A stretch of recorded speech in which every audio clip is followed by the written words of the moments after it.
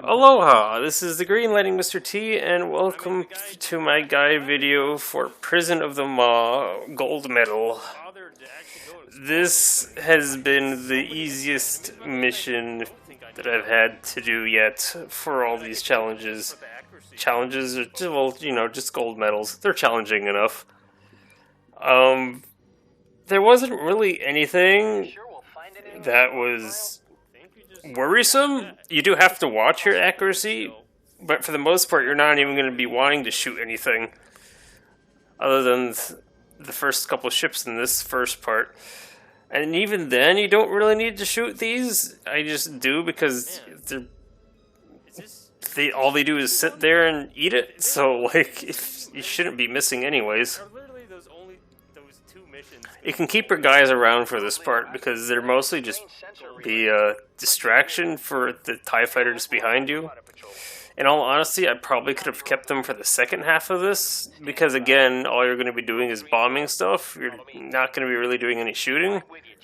So they're just, again, distraction for the enemy that are on your back.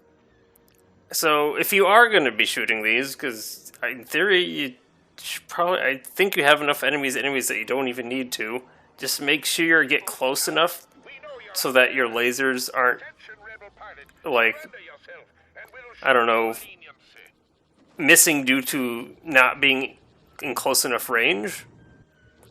I think I was a little bit far, so some of my lasers were technically missing.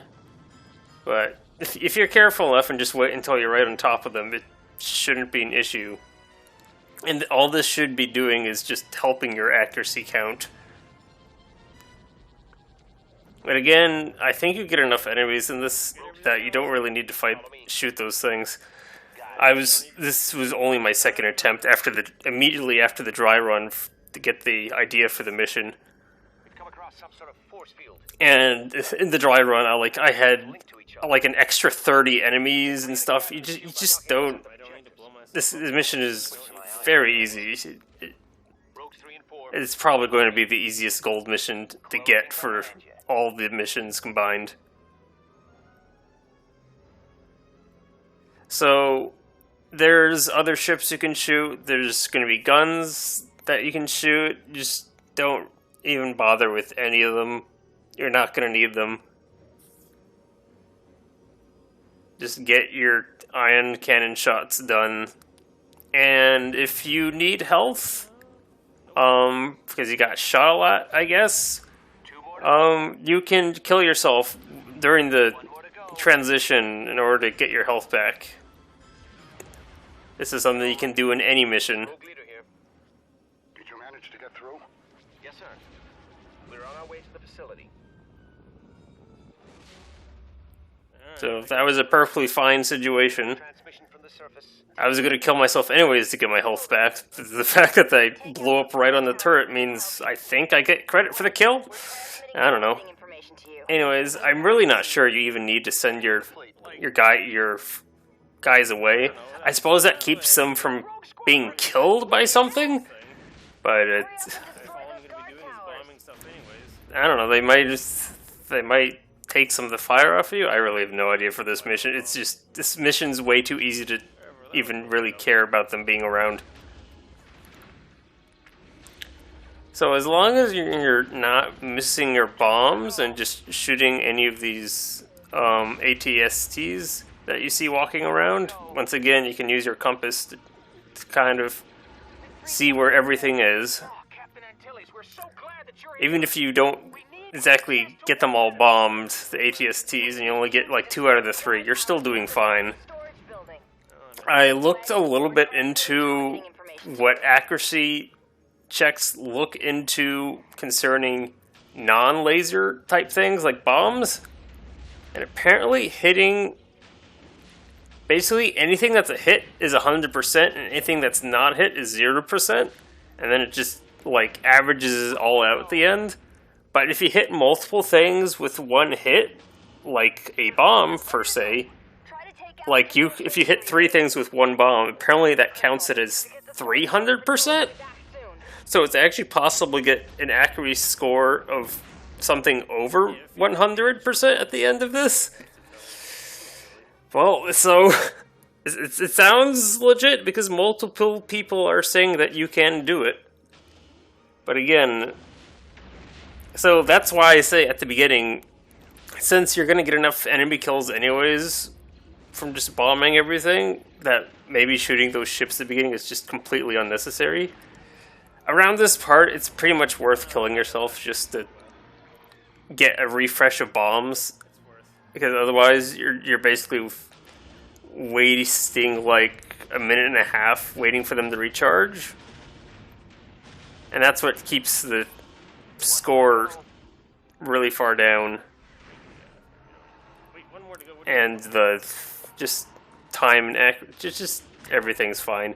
You can technically bomb those things if you hit them from below and that the spreads into it with one bomb, but you're gonna have enough bombs to double bomb them all anyways, so you might as well just be safe rather than sorry if something goes wrong. And again, you're just gonna be following the train rail all the way to the end.